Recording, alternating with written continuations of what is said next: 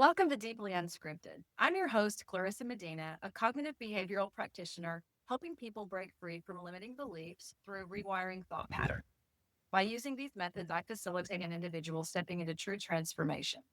Another excellent way to spark transformation and personal growth is through authentic conversation that challenge us to upgrade our thinking and perspectives. Here on the podcast, we explore profound subject matter and make room for a diversity of viewpoints. In doing so, we create a community that honors everyone right where they are in their own compelling story. Today's guest is someone whose work embodies a deeply integrated kind of healing. Dr. Meagan Mozingo, founder of Dalet Holistic. As a naturopathic doctor, Meagan brings the body into alignment with natural law and God's original design, while also creating space for soul level healing and spiritual renewal.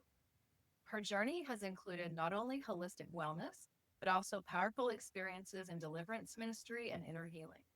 In this conversation, we explore how the physical, emotional, and spiritual intersect in profound and often overlooked ways.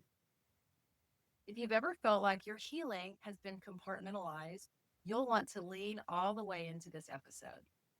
Meagan, I just want to welcome you to the show. Thank you for coming on. Thank you for having me. It's an honor to be here. Yay. So we're going to just start with the name, Dalet Holistic. It has a sacred resonance to it. Can you tell us where that name came from and how it reflects the heartbeat of your work? Yeah, Dalet means doorway in Hebrew. And at our practice, we come at it from a faith perspective, but we're really open to so many different walks of life. And we help people walk through the doorway to wellness. That's our intent. That's where the name came from. I know that you have been involved in various ministries. I know you've been involved in inner healing and what some would refer to as deliverance ministry, and now being a naturopathic doctor. So, having done all of that work initially in inner healing, and you're an herbalist as well. Am I My saying background in that? clinical herbalism. How did all of this evolve into what your practice looks like now? Yeah. So just kind of get into like a little bit of my own story. That way people can know where all of this kind of originated. So I have 4 children. I've been married for many years. And after I had my daughter, I was diagnosed with late stage neuro Lyme disease. And I thought it was just like a bout of postpartum depression, or maybe I wasn't getting the proper nutrition, being a breastfeeding mom. But I went to a naturopath who showed that there were different co-infections in my body. And so as we were doing homeopathic treatments for Lyme disease, Holy Spirit was really pushing me to figure what are the deeper roots here, because this is just a manifestation of something that is so much deeper. And so I had to do the deep dives of, why do I feel abandoned in my marriage? Why do I feel abandoned in my motherhood? Why do I feel like I'm not able to come into my motherhood properly? Do you hear the thought pattern? I am not versus I am. And I believe that when we can change those thought processes and the agreements that we've made in our internal world, things start to shift. And it also shifts in our body, because the environment that is hosting those things, it's not present anymore. So that's kind of a little bit of my background and where my healing journey kind of stemmed from. Okay. So, you mentioned deeper roots to sickness. Yeah. And would you say that every manifested sickness in the body is evidencing a deeper rooted spiritual issue? I definitely think that it can be spiritual or energetic. Not everything is a spiritual problem. Sometimes it's our own agreements that create our world around us. So if we've been abused, or let's give a hypothetical. Let's say there's a child who isn't grasping reading as quickly as they would like in second grade. And now they're pulled to the side. They have to go to the special department. All of these are programming messages to our subconscious. And so when we make these agreements, even as a small child, I am stupid. It's the I am statements. I am stupid. I am not capable. This can be an energetic layover in our belief system that is like the rudder of our ship in life. And so a lot of where we go in our life has to do with some of the internal dialogue that we're having with ourselves and coming out of agreement with those certain situations. One way that people come out of agreement is by going back into those certain memories, recalling those certain things and saying, you know what? I made this agreement here that I am blah blah blah, and then reframing it and releasing all of the energy in their body that is connected to that agreement, because emotions actually have polarity to them, which is why people can pull out emotions with magnets. I actually have a magnet right here. So yeah, it's a yes to that question. I'm totally picking up what you're laying down because that's actually what cognitive behavioral therapy is all about. We have events happen to us, and those events create thoughts. Those thoughts create emotions. And then we go and we act out. We actually will find circumstances where we can act out that narrative about ourselves and act out behaviors associated with the narrative. What I haven't done personally is I haven't gone into what is happening at a molecular or a biological level. I tend to stay in the brain, which I mean, there's Mhm. neurotransmitters and chemicals helping our thought pattern, or they're coming out when our thought patterns go into a certain direction.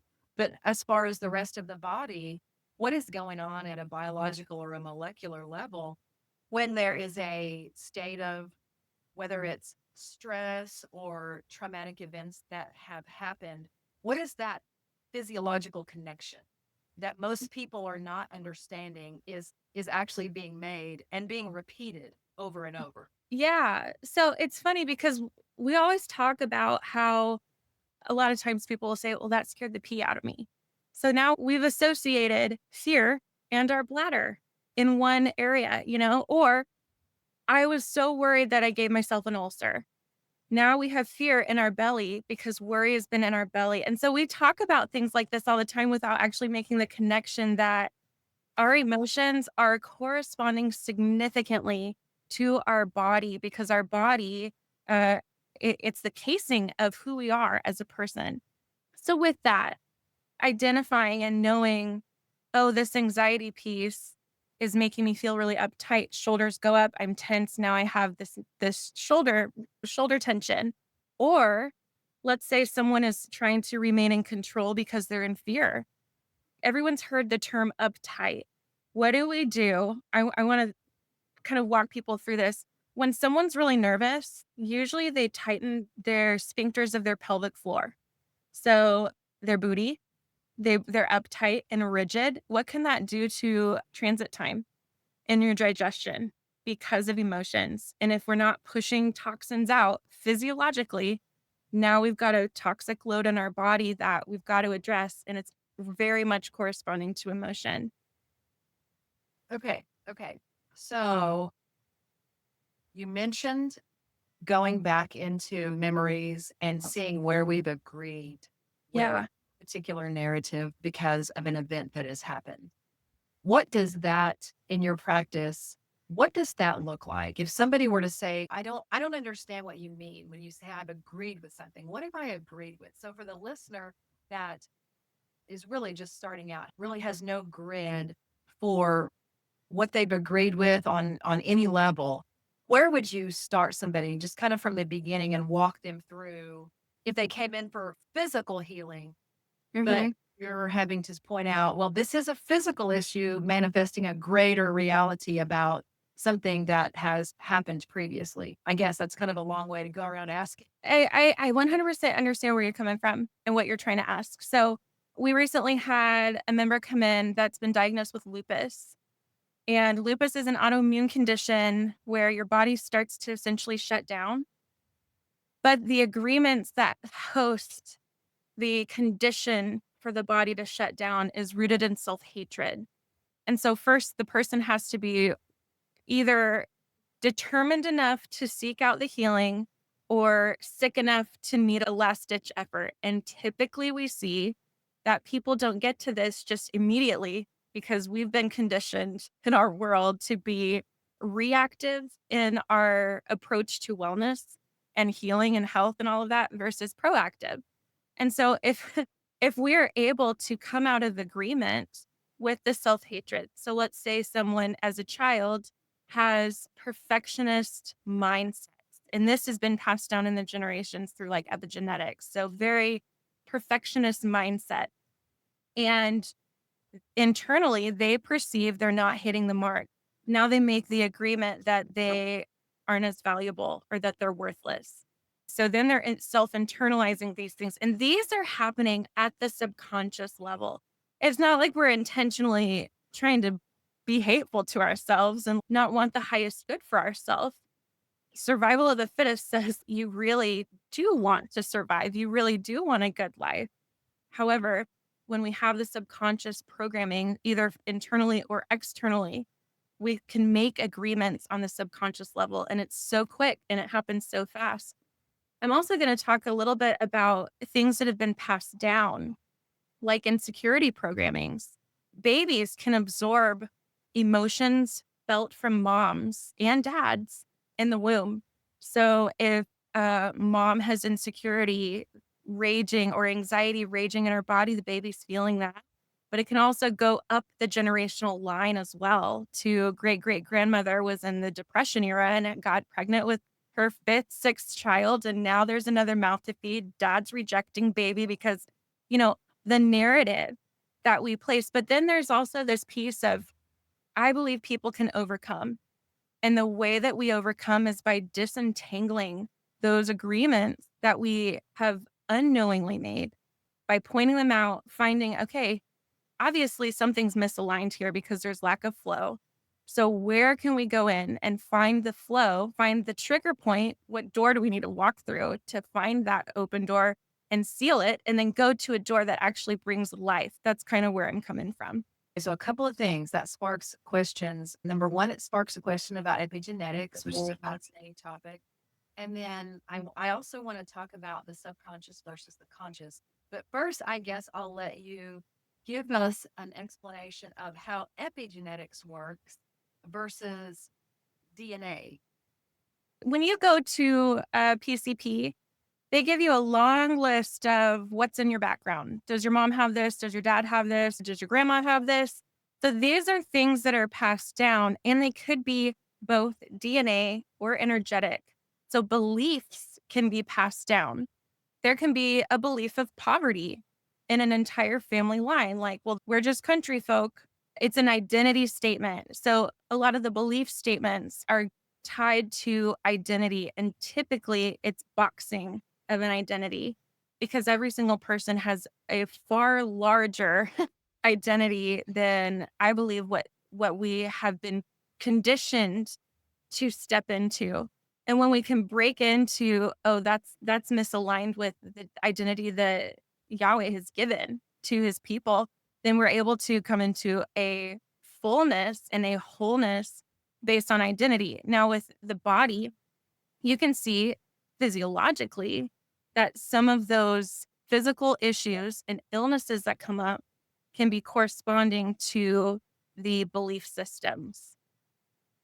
Am I saying this correctly? Because what I've read about epigenetics is that it attaches itself to your DNA as like a protein. Yeah. There's the connection point. So that would be what I would consider like the open door Okay. where the flow to come through. Does that make sense? Yes. Yeah.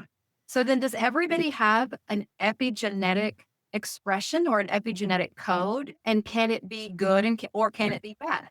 That would be genome because things can get lodged into the genome. And that's where we see a lot of people are starting to talk about bloodline and what's in your bloodline. And my intent when I work with people is to find the treasures in the bloodline. Okay. Because if we lean into the goodness, like finding and it's setting the intention to find the good, then we're gonna find more of what we're looking for. That doesn't mean that we don't look at the things that we don't really want to look at and bring a stop to that or a halting to the things that aren't in our highest good. But at the same time, we can look and see the treasures that are in an entire genome or an entire bloodline or passed down generationally. I'll tell you this, my mom's side of the family, I own a tea line. for those of y'all listening. Yeah, I And want you're to talk about that before we get off here too, by the way. okay. I have a tea line and it's intended to help give ministry to the portions of our spirit. And this whole thing came when I just kind of got a download of how to taste and see because our mouth can be a portal to the spirit. We'll get into that maybe in a little bit. So with this tea line, I had no idea that the generational treasures of hospitality were accumulating for me to be able to be of service through hospitality with my tea line to minister to people's spirit, for them to be able to heal deep trauma because we're utilizing light and herb matter and all sorts of stuff. My grandma is 95, almost 96, and her entire house is done with teapot. She has teapots everywhere and was a military wife, so she has teapots from all over the world. And so after I had designed the tea line, I just kind of thought, oh, tea, that's just, it's cultural, it's normal. It was actually more. It was a treasure from the generations that had accumulated so deeply, and now it can overflow. I just find it really, really cool that when we unlock different treasures that are in our life, instead of actually looking for the sickness and the iniquity and all of the negative, we're able to rise up into a higher playing field that is so much more of life, of light, of goodness. And then that goodness is perpetuated forward. That's why inner healing is so, so important. I asked that question about epigenetics being good or bad because, at least in my circles, I only hear about the negative aspect. I've actually never heard anybody talk about epigenetics and there being any treasure generationally in the bloodline. I've never heard anyone talk about epigenetics from a good standpoint. It's always if you're acting outside of um, proper identity, original design, then let's look at what's going on epigenetically. So I've never heard anyone talk about it in a good light. Then we should. We should start doing that. We should flip that on its head and say, okay, there's a lot of crap in the bloodline, but if you're already negative, like if you're already below 0 on the number line, and then you go in and you look at all the defilement and all the programming and all of oh, I've made a bad agreement here. Where are you pulling from? Like, where are we pulling from? We're pulling from depletion. So we've got to minister dignity back to our psyche, back to our heart, which is where our subconscious is. And when our heart can be restored, we're able to see more positive numbers. That doesn't mean you don't go back and you look at the yuck. It means get healthy enough to go look at the yuck. And in our practice, a lot of times we have to put nutrition into people before we put them on a protocol. Because if they don't have the nutrients that their body needs just to function, we put them on a detox protocol, that's not in their higher good because they have to have the nutrition in order for their body to start healing. The same thing happens when we're dealing with heart things and dealing with internal dialogues and programs. Going back to the topic of subconscious versus conscious, an aspect of CBT that I like is that you can declare something consciously, but if your subconscious doesn't actually believe it, the two are not congruent, you're not going to see the fruit of that manifest in your Yeah. life.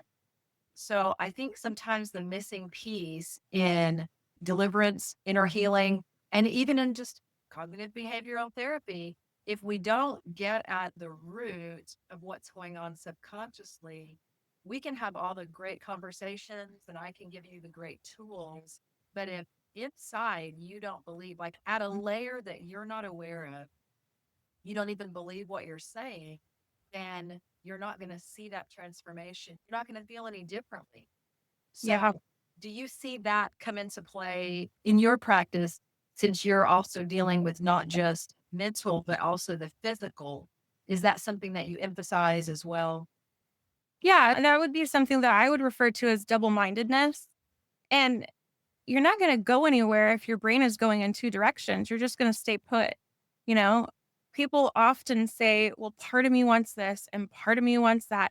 And okay, that works if you're making a decision and like going through the pros and cons list or whatever. But if you're in a specific state of life, and let's say you're overcoming generational poverty, and part of you is making the declarations that I have overcome this, I am doing this, I am manifesting this over here. By the way, side note, it is 100% appropriate and good to say that we manifest. We have to get back to an alignment within ourselves. And so, if our mind is divided, that's not wholeness. How can we build something and keep it solid if we're in internal conflict with? So, there's several ways. When I sense personally division in myself, or if I'm working with somebody and I recognize their division, we speak to the portion of division and bless and honor them, because usually those divided portions are just, they're there to protect us from whatever has happened that has written that subconscious program. So, a lot of dignity, a lot of honor for that portion of our mind saying, hey, I don't know if I can handle this right. And then letting it sit there for a while, but that's when the conscious mind starts to go to the subconscious part.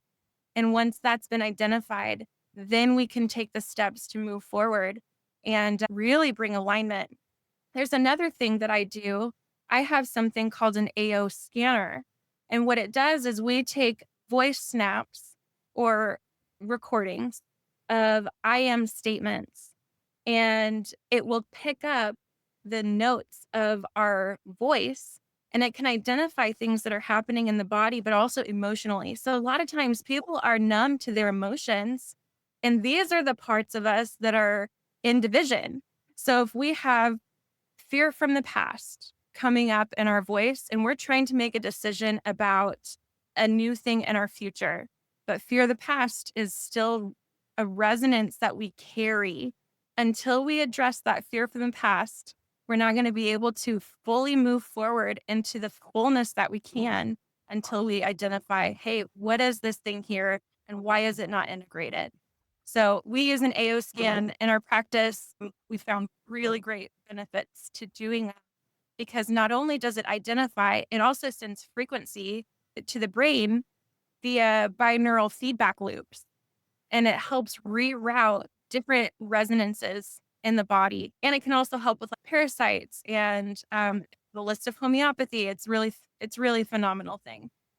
Okay, so I think you're talking about parts work.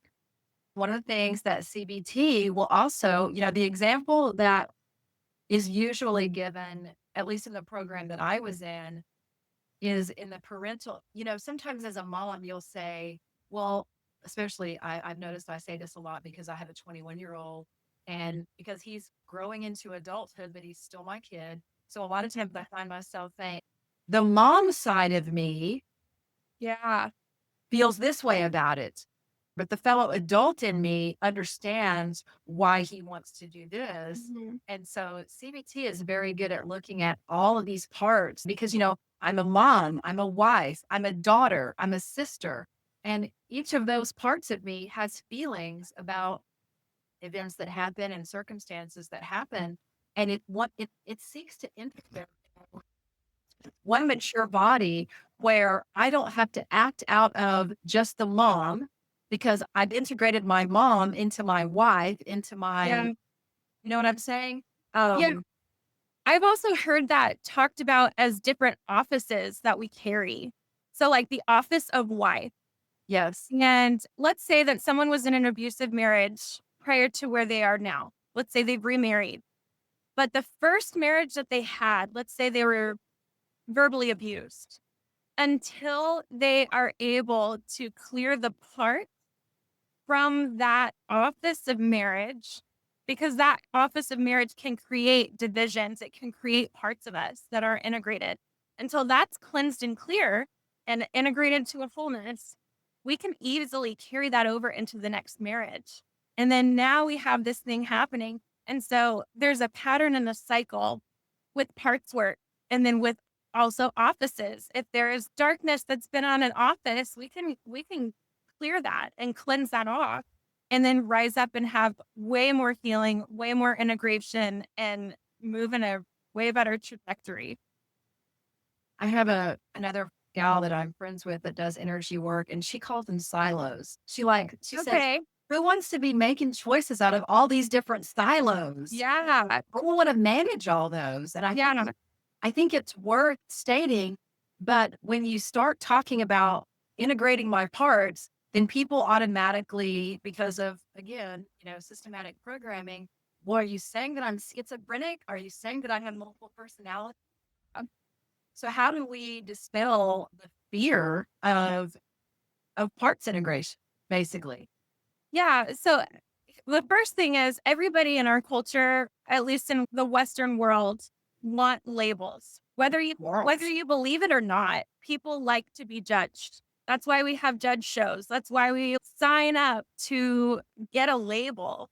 And a lot of that can even be out of performance mentality. So bringing performance mentality to the please diagnose me or are you diagnosing me? That can be a program in and of itself. So all that to say, when we're dealing with parts work, I think of it as a spectrum. And again, if you go back to the protector parts of us, we have to have parts at some times, especially if you come from a really deep traumatic background. Those parts are there to protect. And it can be very helpful and good, especially if we're talking about children who have been traumatized. That can be very beneficial. Sometimes the trauma will be so deep and so severe that amnesic walls are put up to where it's like, I cannot remember this. I will not remember this. And those are some of those internal vows that we make. So, with that, if we have things that we have willfully not remembered, but there's divisionary pieces coming forward, it can look very chaotic on the internal world. And then when someone says, maybe we should deal with that part, the offense thing comes up. Oh, are you saying I'm defective? And so if we're able to backtrack and say, okay, maybe there's some validity here. Maybe we could lean into the thing that is a little uncomfortable, not look for a label, not look for a diagnosis, and not assume that someone is diagnosing, then we're going to be able to move forward and not have a label that, again, we're going to need to get rid of later.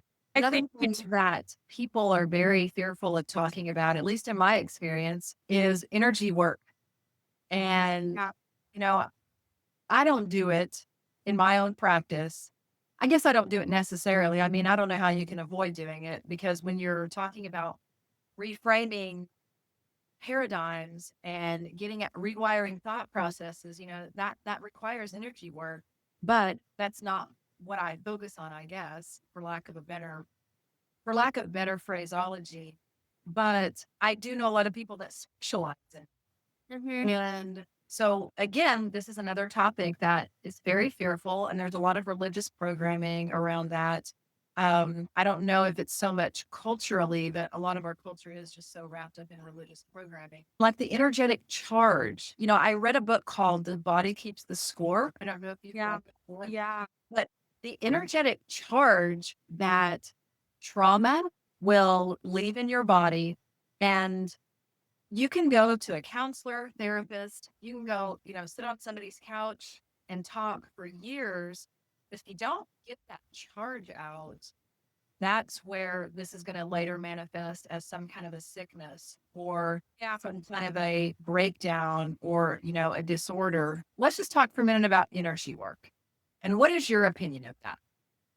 So in my practice, we use muscle testing and we can virtually muscle test. You can muscle test anything. It's just using the kinesiology of the body to get a confirmation because your body's a massive lie detector because we get strong when we've come into agreement with something that we believe is truthful. Our body will get strong with it. And it doesn't matter if it is really true or not.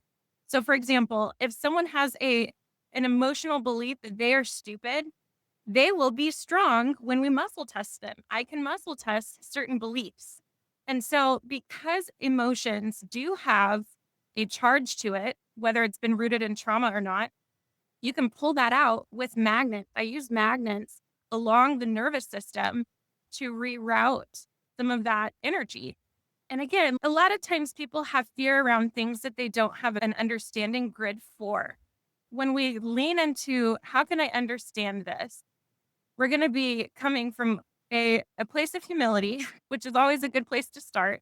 And then B, we're going to be able to have an openness towards new information, new ways to reason together. It's important to bring reason and knowledge to paradigms that we have versus, well, that's just what I believe. That's wrong, you know?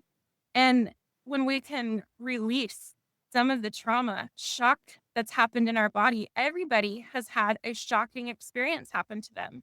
And then when you partner that with homeopathy, you get a lot of movement forward. Let's talk about your magnets for a minute. How do those work? How do you So, integrate those into your practice? yeah, so you can buy these personally. I We usually will have the person identify whatever it is that they're working on. So like let's say trauma is in the body, the energetic resonance of trauma is in the body. We're using our conscious mind to reroute and change some of the subconscious programming. So let's say someone gets in a car wreck and they're afraid to drive because of the trauma. That fear is halting them from mobility in their life on many levels. It's not just about getting in the car and going, it's about moving forward in your life. So when a person comes in and says, I release all trauma in my body related to the car wreck, that is verbal will with intention, with movement, and the magnet are then able to find that energy and move it. So you don't want to stop there. That's only halfway done. You want to replace that belief with something that is in your higher value and higher good. So I can drive a vehicle and I will not die. I can drive a vehicle and I will not die.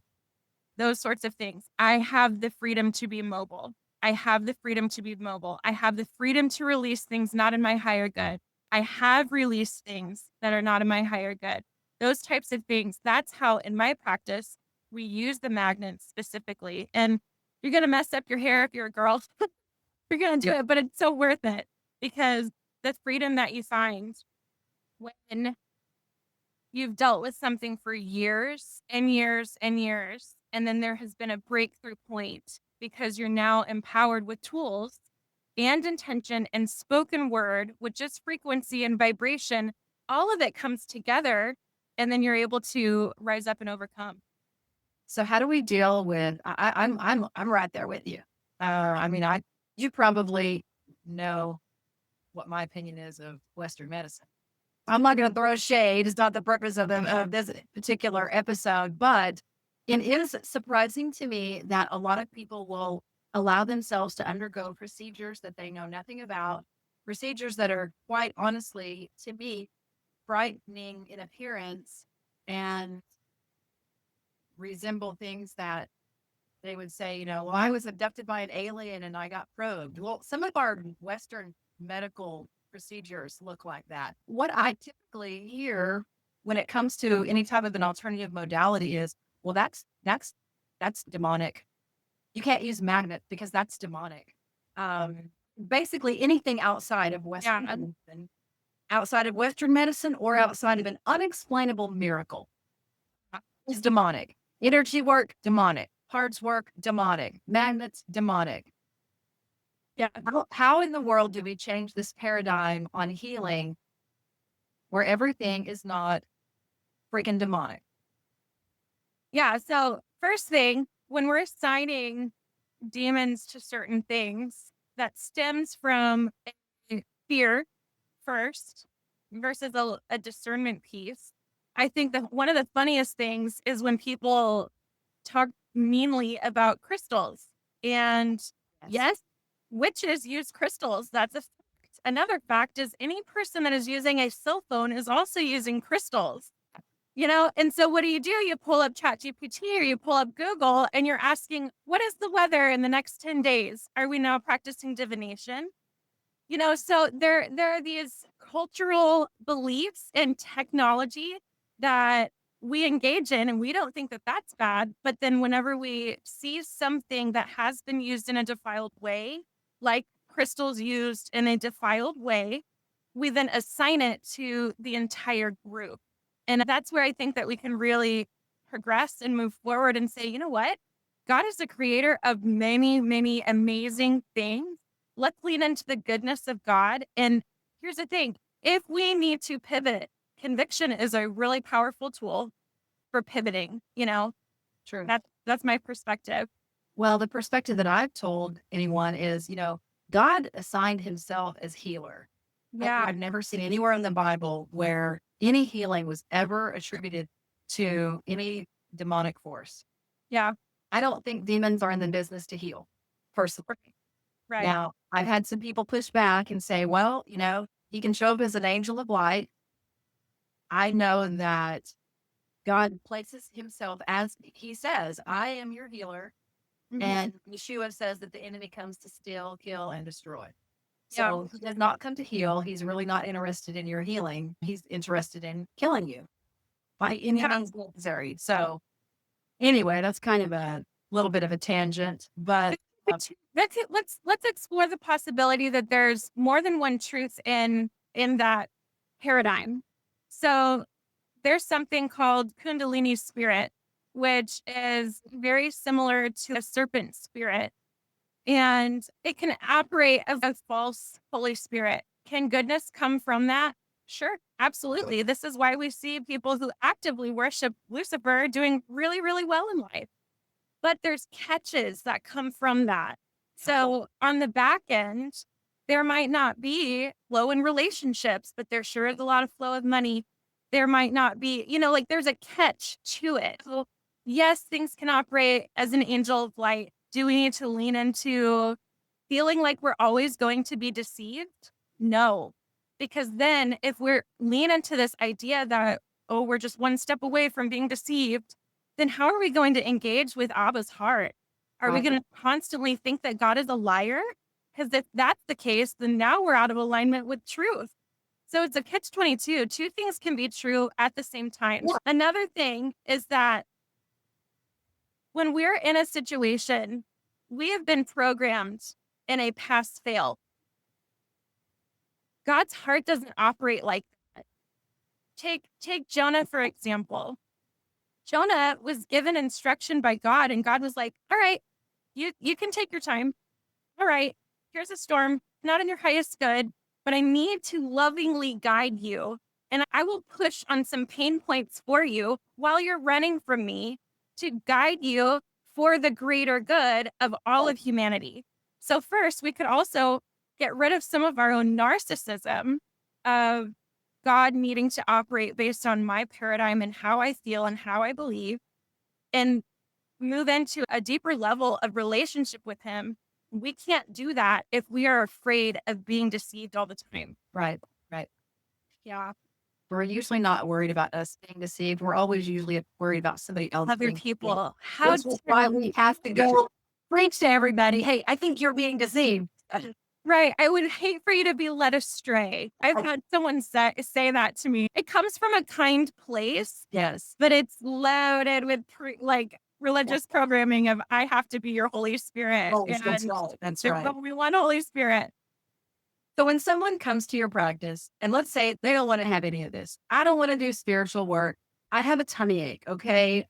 Everything I eat makes my stomach hurt. I'm not going to the bathroom. I'm not interested in going deeper. I don't want to get to the root of anything. Just make me feel better. There, hopefully we're moving out of that as we move into this new era of just give me a pill to make me feel better. Yeah. How do you work with that? We offer them options to assess their nutrition. We can do that via blood work. We can do that by putting them on custom nutrient packs. This is a phenomenal thing where it looks at the blood work and it it aligns them with what's going to make their entire body optimally flow and function. And so just getting nutrition into people is really, really powerful.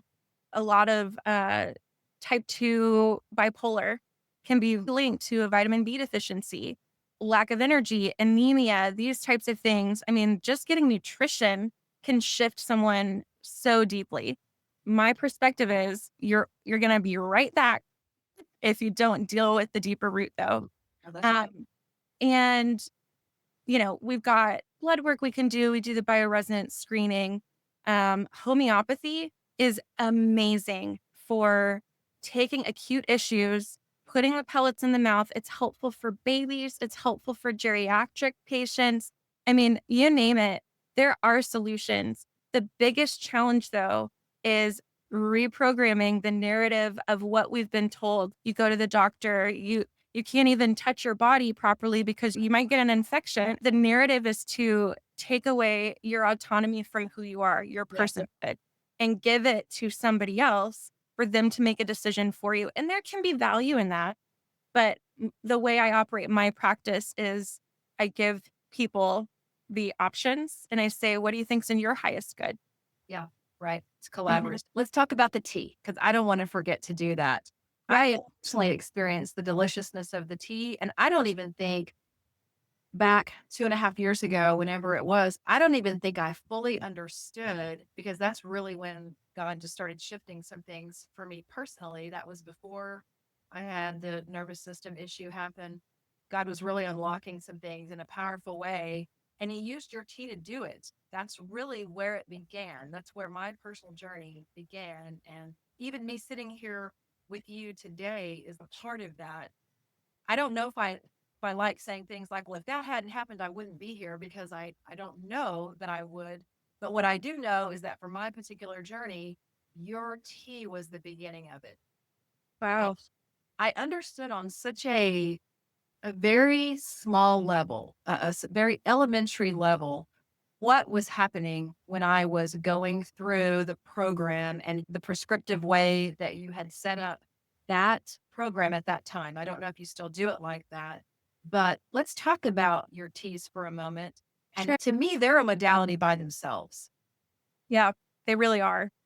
In fact, we have lots of people, practitioners of inner healing that use them with their own clients.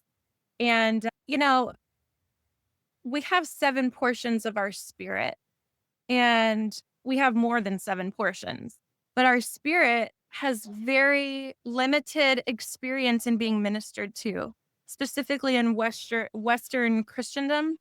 We get the TED Talks from the pulpit. We get the community of the potluck. We get all of this stuff to where we have this idea that we're getting all of what we're needing, but our spirit needs so much more than what's being offered right now.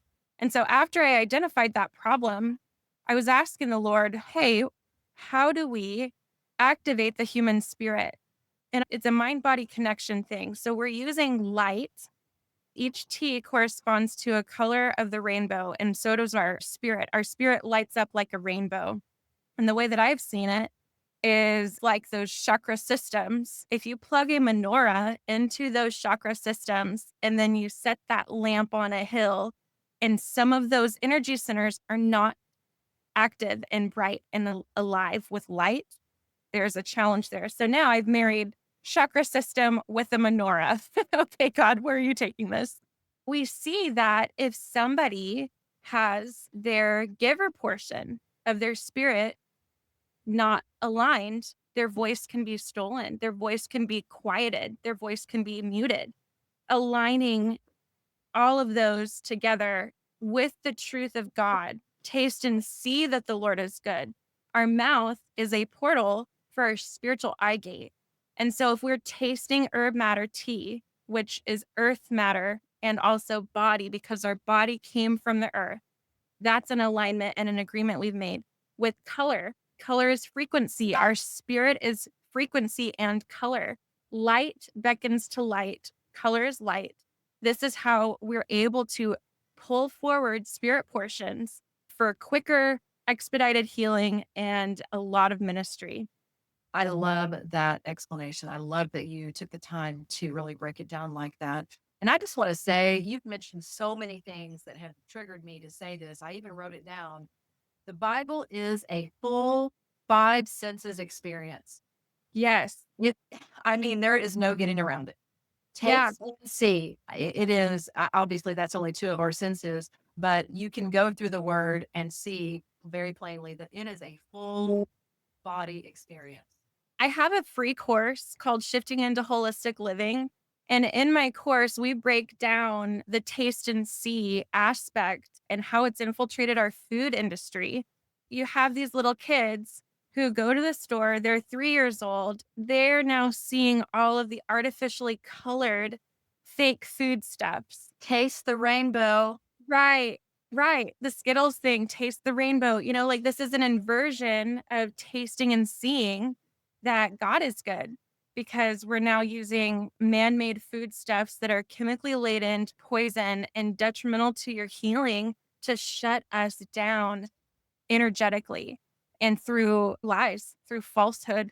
I talk about that in my course, Shifting into Holistic Living. It's a totally free course. We just want to bless people with it. I'll share that. Perfect. Okay.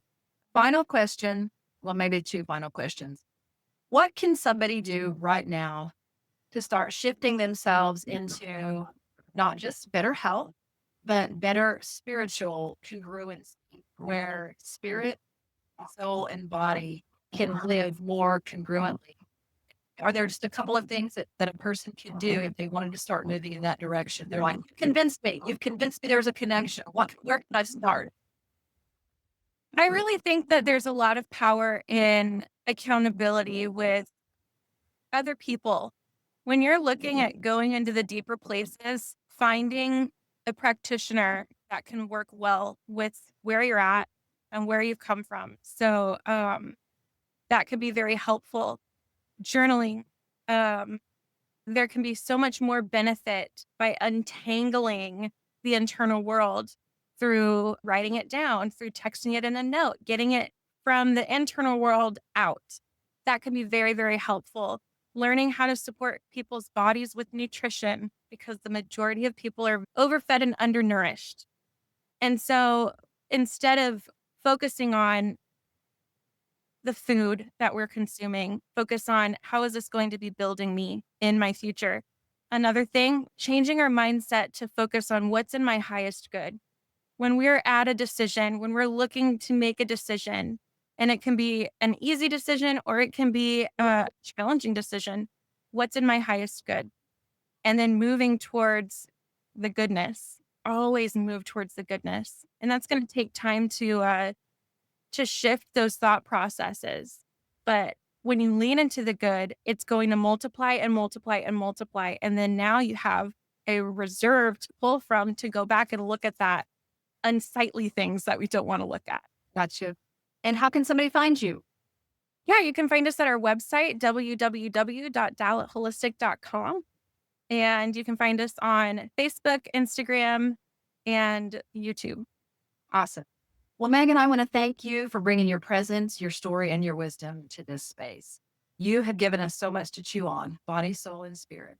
I know listeners are walking away with fresh clarity, maybe even a hunger to heal in ways that they hadn't before. To those of you listening, if something in today's conversation stirred your heart or challenged your thinking, don't let it slip away.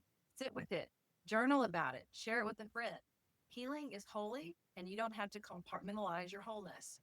Until next time, keep leaning into the mystery, the movement, and the moments where heaven meets earth. And I'll see you next time on Deeply Unscripted.